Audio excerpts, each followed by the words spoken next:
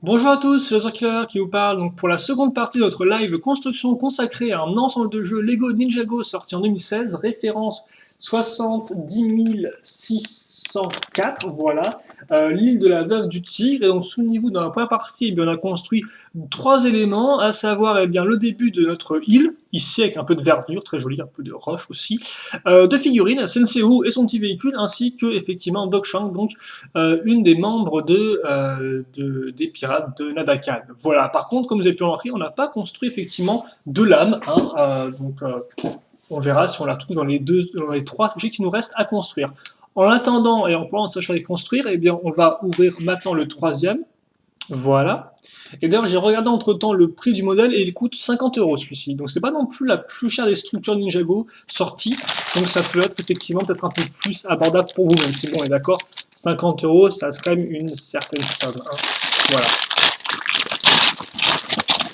En attendant, plus que du prix du plastique, alors, et là, vous allez voir qu'on va directement faire aussi de la structure, même si avant ça, je pense qu'on va faire deux éléments qui ne sont pas des structures. Et dans ces éléments, entre guillemets, eh bien, on va quand même retrouver une figurine. Alors, une figurine qui me fait beaucoup plaisir, car effectivement, je pensais que Lego allait un peu se la jouer gros radin sur le coup et encore la laisser un peu sur le banc de touche. Mais non, car en effet, laissez-moi vous présenter Nia. Nia, vous allez me dire qu'on l'a déjà vu dans cette vague-là. On l'a vu effectivement dans le modèle des motos avec son frère Kai. Et souvenez-vous, dans cette version-là, eh bien, Kai avait entre guillemets son nouvel imprimé, mais Nia, elle, avait son vieil imprimé qu'on pouvait déjà trouver dans le bateau, dans le Destiny Bounty.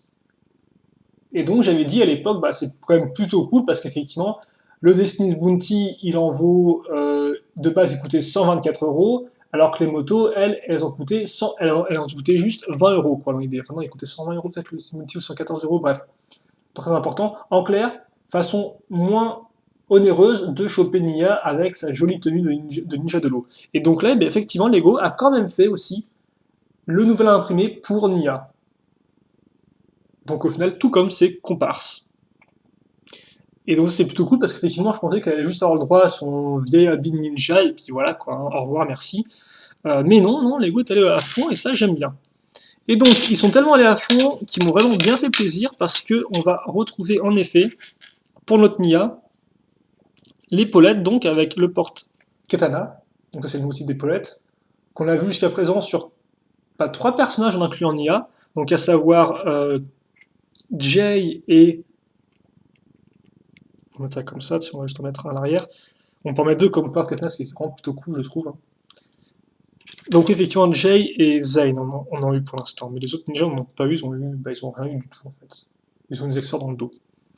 Et là aussi, ce qui est différent, c'est que comme on peut voir, hop là, cagoule, qui n'est plus bleu, enfin plutôt ouais, rouge foncé et bleu, mais qui est noir et rouge foncé. Et elle rend plutôt bien là encore.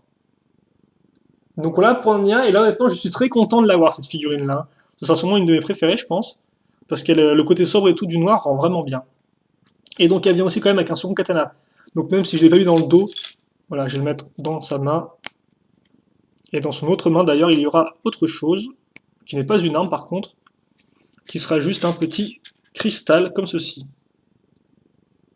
Donc dans la série, il me semble pas qu'ils y vont pour voler des cristaux, mais bon, c'est pas trop grave, hein, voilà. Pourquoi pas? C'est toujours plaisir d'en avoir des cristaux de toute façon. C'est vrai que quand j'étais gosse, là encore, avoir des cristaux comme ça, c'était entre guillemets pour moi assez rare. Donc dès que j'en avais en plus une belle pièce transparente comme ça, j'étais genre super content. Donc voilà quoi. C'est toujours autant la fête, je trouve, d'en avoir personnellement, même après tant d'années. Et après que voilà, maintenant je peux me procurer bien plus de modèles, mais ça reste toujours cool dans ces pièces-là, je trouve quoi. Ça me rappelle des bons vieux moments. En attendant, ce qui ne me rappelle absolument rien, ça va être la prochaine construction, où effectivement, eh bien, on va construire la fameuse veuve du tigre,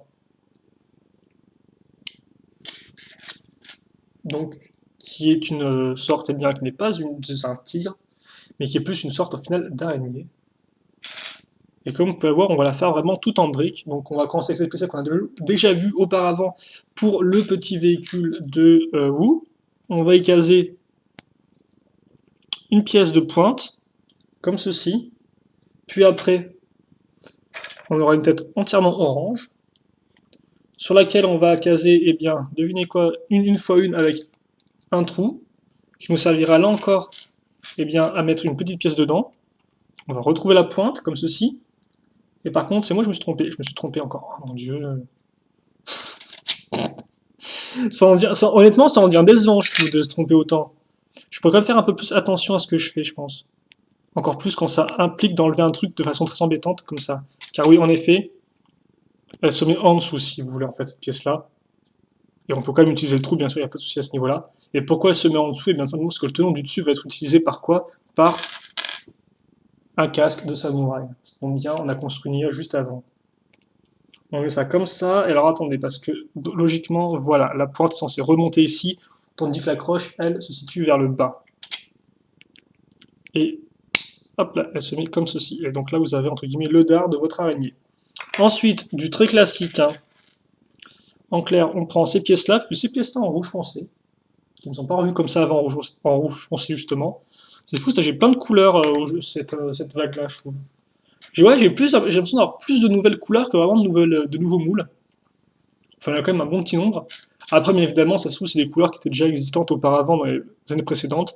Et moi, c'est la première fois en tout cas que je les ai entre les mains, donc c'est toujours plaisant d'avoir un peu de nouveauté, de nouvelles couleurs, un peu plus pimpantes. Parce que là, ces pièces-là, voilà, je les connais en blanche, mais je les connais surtout en blanche, quoi. Donc, avoir d'autres couleurs est toujours bienvenu. Donc, bon, ça, effectivement, araignée, il faut le dire vite, parce que là encore, souvent, avec entre guillemets, les araignées Lego, on est limité à 6 pattes, hein, pas 8. Mais 8, ça fait beaucoup aussi, hein. Et on peut se demander, est-ce que toutes les pattes sont utiles? Ce à quoi on répondra sûrement oui, parce qu'effectivement, il y a une raison, il y a sûrement une explication à toutes ces pattes, je pense. C'est vous les insectes, hein, quand même. Il y a plein d'insectes avec des formes bizarres, rigolotes, très particulières, qui ont toutes leurs spécificités, qui pourtant nous paraissent des fois complètement étranges, mais c'est comme ça, c'est la vie, je suppose. C'est vraiment incroyable le monde dans lequel on vit, je trouve, tout de même, quand on y réfléchit un peu. En attendant, on casse les pièces d'accroche à clip. Ça aussi, c'est assez incroyable dans le genre. Et au bout, justement, mais cette pièce-là qui est apparue, alors je sais plus qui est apparue. Est-ce que c'est pas Garmadon qui l'avait aussi, cette espèce de grosse pièce comme ça, de grosse décoration, sur son casque déjà? Il me semble qu'on l'avait revu avec l'armée de pierre, mais je ne peux pas me tromper. En tout cas, ça servira à faire la tête. Et est-ce que ce sera tout pour l'araignée ou pas? Bah oui. Donc voilà, c'est vrai qu'effectivement, quand j'avais vu cette image de loin, je me suis dit, il y aura pas mal de trucs à faire, mais au final, non. Elle est relativement simple, mais au moins elle est présente, parce que effectivement, j'avais carrément zappé que bah, je pensais pas qu'on l'aurait, quoi. Donc c'est plutôt cool. Donc voilà. Voilà pour la petite araignée qui est fonctionnelle, j'ai envie de dire. Le dard est surtout rigolo, la tête aussi, même si c'est un peu carré. Après, pour le reste, hein, c'est du classique. Bon, une fois que c'est fait, on va quand même passer un peu à la partie principale de la construction, à savoir eh bien, le reste de la structure. On a déjà commencé une partie, et donc bien voici la seconde, que l'on va démarrer avec une grande pièce. Alors ça, c'est du 6x8, si je dis pas de bêtises. Si j'arrive à compter, effectivement, c'est du 6x8, sur lesquelles on va caser eh bien, des pièces déjà avec deux plaques raccrochées ensemble avec un angle particulier. Une fois que ça c'est fait, on va y adjoindre deux petites pièces 1x2 et d'autres petites pièces 1x2, mais cette fois-ci avec une petite différence dans le sens où elles auront, comme vous pouvez le voir, une petite boule au bout. Voilà. On continue avec les petites pièces, et là encore de façon symétrique, de toute façon, donc avec du doré, comme ceci, puis une fois une de la même couleur que le cristal qu'on a donné à Nia tout à l'heure, donc une sorte de jaune trans, j'ai envie de dire. On a plus du jaune trans que du vert trans, mais après, enfin, que du trans neon green. Du vert néon, plutôt. Voilà, vert néon, c'est la classe, on est comme ça. Là-dessus, on met deux petites pièces de cristal. Ou de cristaux, je suppose. Voilà. En plus en doré. Plutôt joli, ça. C'est vrai que la dernière fois que j'en ai eu, c'était avec Shima, des pièces comme ça en plus. Je sais plus avec quel modèle d'ailleurs, mais il me semble que c'était bien ça. Alors attendez, par contre, pour que... Mhm. Ouais, non, c'est bien comme ça, je pense. Ok. Et on n'oubliera pas, par contre, des pièces un peu plus importantes, comme voir sont une sorte de pièces 2x2 avec un l'angle qui fait le coin. Donc ça, c'est bien utile comme pièce. Pas les plus communes, néanmoins, mais utile, effectivement, si vous voulez faire des sortes de petits tunnels avec des pièces pentues, ça, c'est voilà, c'est super pratique, hein. Si vous avez d'avoir des sortes de murs tout carrés. Ensuite, alors on va faire deux sortes de petites constructions, dans le sens où on va utiliser une fois deux avec un connecteur qu'on va raccrocher à une fois trois comme ceci. En fait, par contre, c'est impossible. Voilà, comme ça.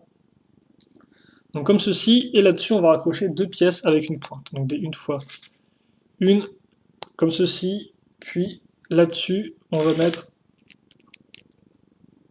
cette pièce-là et celle-ci. Comme ça. Voilà. Une fois que c'est fait, j'accroche ça ici et j'en fais une seconde en fait, que je vais mettre bien de l'autre côté, hein, vous avez tout deviné. Vous êtes des bons, vous êtes des champions.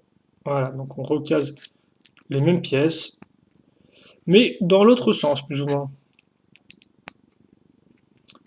Qu'est-ce qui nous manque? Eh bien, ce qui nous manque, c'est là une fois une. Allez, voilà qui devrait être fait pour cette partie-là.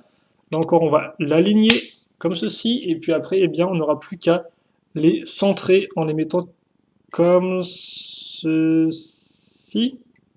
Ouais, d'accord. Ok, par contre, on va peut-être la mettre un tout petit peu plus droite. Comme ça. Et voilà qui est fait. Bon, eh bien, maintenant on va continuer en fait avec la symétrie dans le sens où on va prendre ces deux pièces là, voilà, les coller l'une à l'autre et surtout les assembler parce qu'on est quand même avec du Lego. Donc une fois deux, puis petite pièce une fois deux pente. Donc la pleine ici. Une fois deux avec un petit élément pentu et donc ça je le mets comme ceci. Donc comme on peut voir en fait, l'angle ici, ou plutôt le côté en diagonale, va pile poil se mettre contre ma pièce bleue. Voilà. Je peux d'ailleurs faire ça, je pense, comme ça en fait, hein. Ou pas aussi, je pourrais essayer de faire ça aussi, ça éviterait de tout casser. Comme ceci.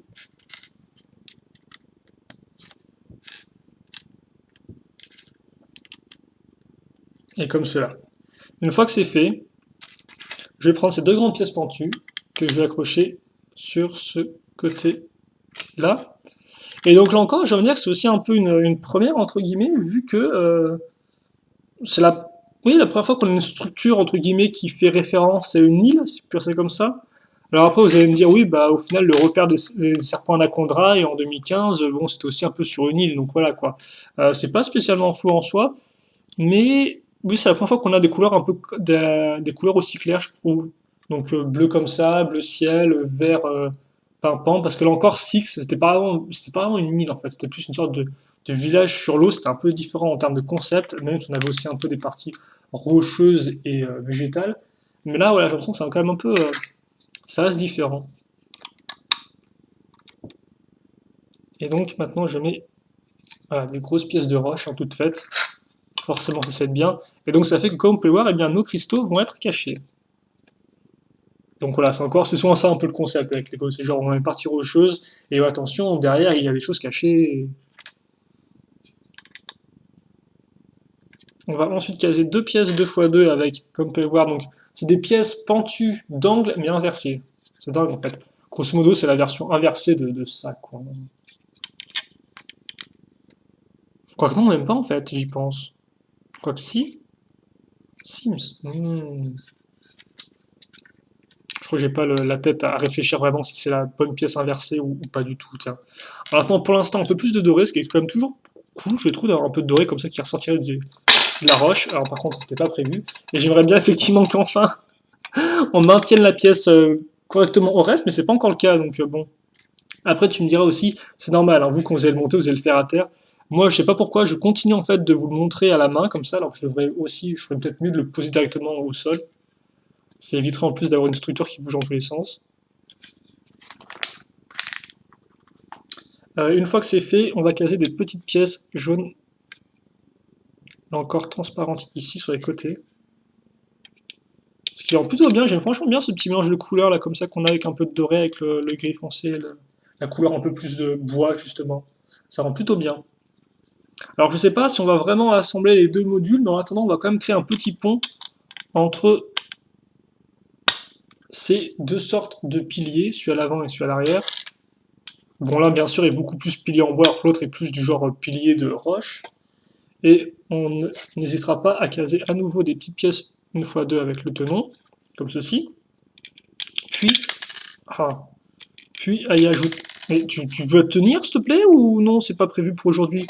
Puis à ajouter effectivement deux pièces une fois une, voilà, comme ceci et comme cela.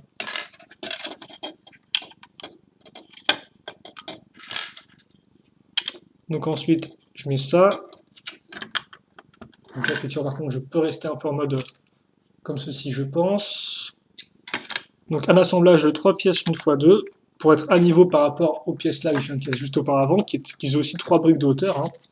Et par contre, ne pas oublier, alors d'un côté, une 1x2, et de l'autre, par contre, une 1x2, mais avec une accroche connecteur, un peu comme ce qu'on a fait au début de la construction, souvenez-vous. On avait aussi deux accroches avec une autre accroche 1x2 avec un connecteur. Donc est-ce que ça... Comment ça jouera par la suite? Ça va être assez intéressant de voir ça. Ou pas, hein, je sais pas, mais bon, toujours intéressant. Et on continue la symétrie avec d'un côté une pièce pentue inversée, alors que de l'autre, effectivement, on aura le droit à deux petites pièces 1x1, avec un trou circulaire, dont un des trous qui sera utilisé par une barre de 2, tout simplement. Voilà.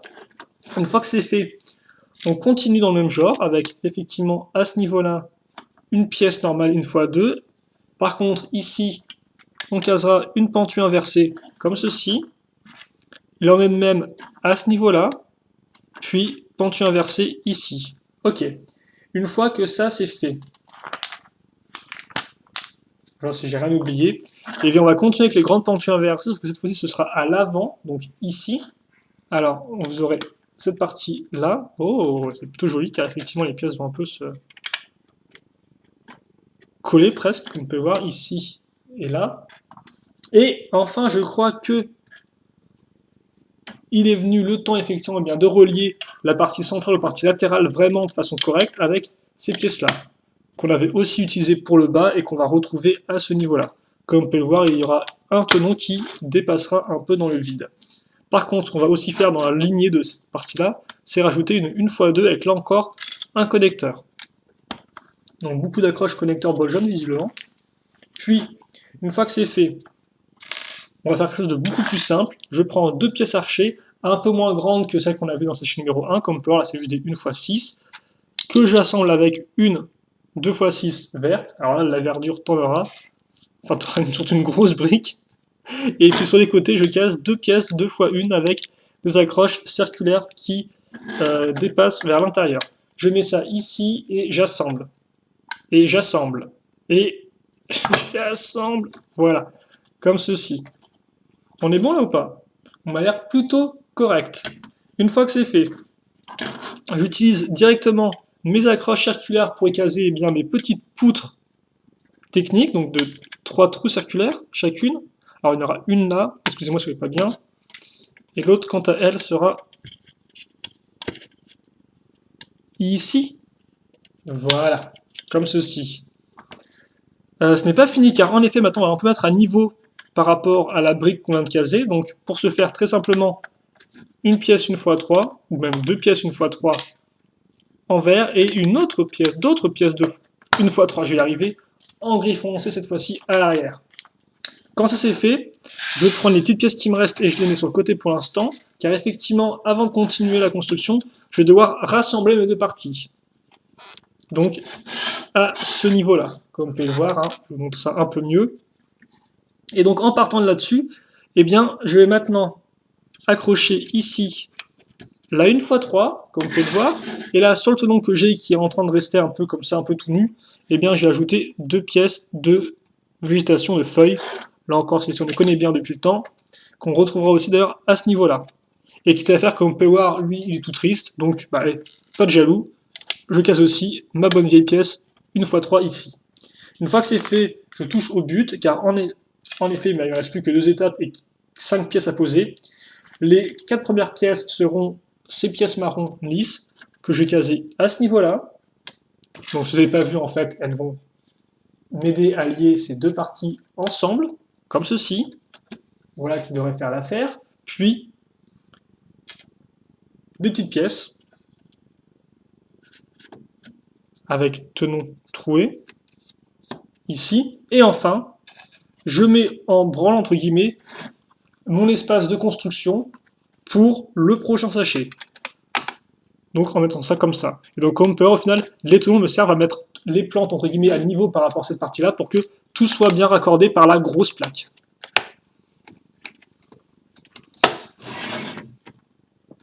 Voilà, je maintiens ça en place. Et normalement, eh bien là, on va me dire gentiment de passer au sachet numéro 3. Et je crois que je viens de voir un truc aussi rigolo aussi, tiens. Bon, en attendant, voilà les pièces restantes. Ce qui est plutôt cool. Alors par contre, qu'est-ce qu'on est en train de... D'accord, ok. Ok, donc voilà effectivement ce qu'on a pour ce sachet-là. Et là encore, je sais jamais si je dois faire d'autres vidéos ou pas, c'est dingue ça. Bon, je pense quand même que je vais en faire, même si vous allez voir que le sachet numéro 3, je pense qu'il va être très intéressant. Euh, Parce qu'en effet, on va bien construire là voilà, on a certes un bout d'île, mais on a surtout là encore un petit bout de structure, vraiment d'habitation, quoi, qu'on va ajouter là-dessus, quoi. Donc ça risque d'être assez intéressant, je pense. Et on peut... c'est presque un regret, je vous quitte, parce que même moi j'aimerais bien continuer, quoi. Mais je pense qu'on va continuer. Je sais même pas en fait ce qu'il y a de l'autre côté du truc, quoi. J'ai pas envie de me spoiler sachet numéro 4 en fait, donc j'ai pas envie de voir effectivement comment je pourrais bien diviser la construction et tout, mais en tout cas, voilà ce qu'on a construit dans ce sachet-là. Donc on a tout fait au final de la structure. Il n'y a pas vraiment beaucoup de mécaniciens. Bah, il n'y a pas de mécaniciens, ça c'est sûr, mais beaucoup de vecteurs de mécanismes, plutôt, devrais-je dire. Même si on a mis effectivement quand même en place des petites parties ici et là qui vont servir plus tard, je pense. Mais c'est vrai que là, en l'état, il n'y a pas d'autre chose, quoi. Donc, bah, écoutez, on va là encore se quitter là-dessus pour cette petite vidéo. J'espère que vous l'avez apprécié. Et puis, nous, on se donne rendez-vous eh bien, pour la troisième partie de la vidéo avec le troisième sachet. Et je pense que je vais directement le faire directement après cette partie-là parce que là, j'ai vraiment hâte de voir la suite et vous allez voir la figurine qu'on aura. Il me semble qu'à nouveau, c'est un personnage qu'on a déjà vu, mais différent. Donc, bon, j'aime beaucoup. Allez, on se quitte là-dessus. Questions, commentaires, allez-y. Et puis, bon, on se retrouve eh bien tout de suite pour la suite. Allez, salut.